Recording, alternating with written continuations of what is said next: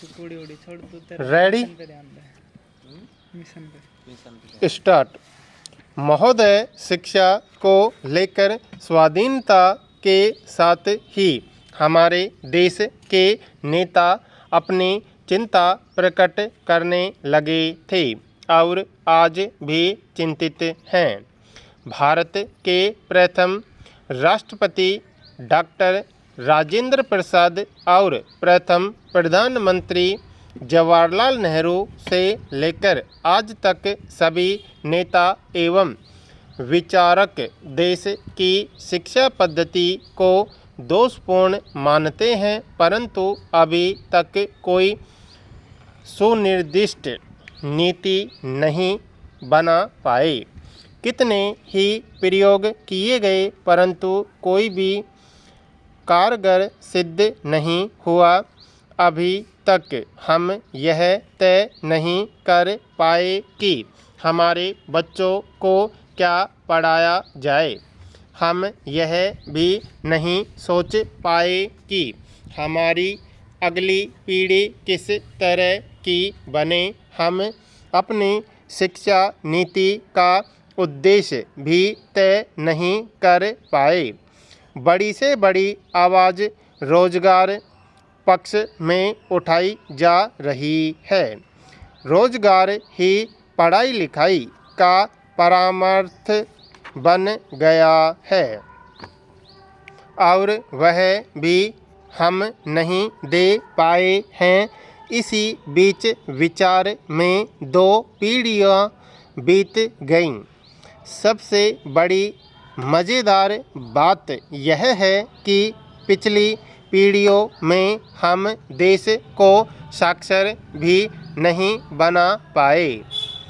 आज से 160 वर्ष पूर्व मद्रास प्रेसिडेंसी ने एक कमीशन के जरिए देश की शिक्षा प्रणाली की जांच करवाई थी, जिसका सारांश यह था कि उस समय हमारे देश में इंग्लैंड की तुलना में पढ़े लिखे करीब करीब बराबर थे। पढ़े लिखों की संख्या 35% के आसपास थी। शिक्षा पद्धति में जब मैकॉले का प्रवेश हुआ तो सब कुछ नए सिरे से पढ़ना लिखना शुरू हुआ। पिछले किए कराए पर पानी फिर गया और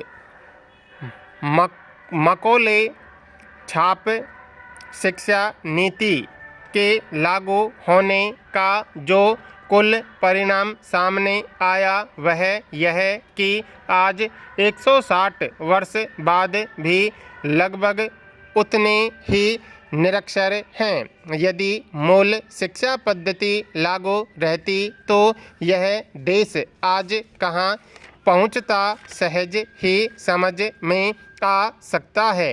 पुरानी शिक्षा पद्धति का स्वरूप यह था कि शिक्षक अपने ही घर पर पाठशाला चलाता था और विद्यार्थी वहीं पढ़ने जाते थे।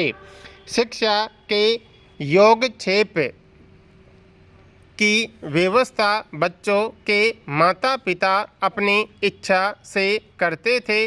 प्रत्येक माह की पड़वा को भोजन सामग्री अवश्य नियम पूर्वक शिक्षक के घर पहुंचा दी जाती थी। गुरु पूर्णिमा और अन्य पर्वों पर भी गुरुजी का विशेष ध्यान रखा जाता था। इन घरेलू पाठशालाओं में बच्चों को गणित और वर्णमाला पढ़ाई जाती थी। कहीं कहीं रामायण और गीता और महाभारत भी पढ़ाई जाती थी। समय बहुत कुछ बदल गया और हमारी शैक्षणिक आवश्यकताएं भी बदल गईं, परंतु गणित और वर्णमाला आज भी पढ़ाई जाती है। आज भी हम उस प्रणाली का उपयोग क्यों नहीं करते जब से मैकॉले छाप शिक्षा प्रणाली चालू हुई तब से हमारा जोर शिक्षा के बजाय स्कूल भवनों पर अधिक हो गया है। सरकारीकरण के कारण शिक्षक भी वेतन भोगी बन गए। शिक्षक से बड़ी इच्छा अब स्कूल इंस्पेक्टर की हो गई। यदि पुरानी पद्धति का यथेष्ट उपयोग किया जाता या उसे मान्यता देकर चालू रखा गया होता तो हमारा देश कभी का साक्षर हो गया होता।